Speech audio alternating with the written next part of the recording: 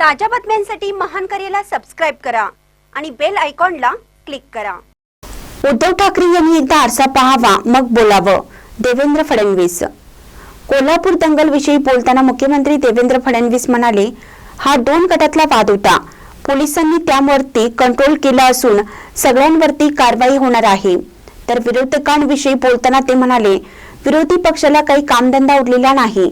माझं एवढंच म्हणणं आहे की उद्धव ठाकरे यांनी एकदा आरसा पाहावा आणि मग बोलावं।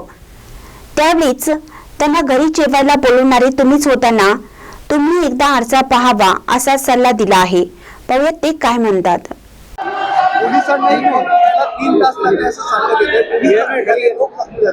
असं आहे, हा 2 गटातला वाद होता, पोलिसांनी त्याच्यावर कंट्रोल केला आणि ज्यांनी त्या ठिकाणी निश्चित केलं तर सगळ्यांवर कारवाई होणार आहे। विरोधी पक्षाचं असं म्हणणं आहे की तुमचं सरकार जातीय दंगली घडवून आणण्याचा घाट घालतंय। विरोधी पक्षाला काही कामधंदा उरलेला नाही, त्याच्यामुळे मला माझा कशाला वेळ वाया घालवतात त्यांच्या प्रश्नांवर। उद्धव ठाकरेंना असं म्हणणं आहे की नरेंद्र मोदींच्या आजूबाजूला सगळे दांभिक लोक जमा झालेले आहेत, त्यांनी अजित पवार आणि सगळ्यांवरच ते। माझं एवढंच म्हणणं आहे की उद्धवजींनी एकदा आरसा पाहावा आणि त्यानंतर बोलावं। त्यांनी दुसरं वक्तव्य असं केलं की मेरे रगों में सिंदूर आहे म्हणणाऱ्या नरेंद्र मोदीचं आता सिंदूर कुठं गेलं भारत पाकिस्तान मॅचवर। मी पहिलेच सांगितलं, असं आहे, जावेद मियाँला घरी जेवायला बोलवणारे तुम्हीच होतात ना, पण मला त्याच्यावर बोलायचं नाही। त्यांनी एकदा आरसा बघावं।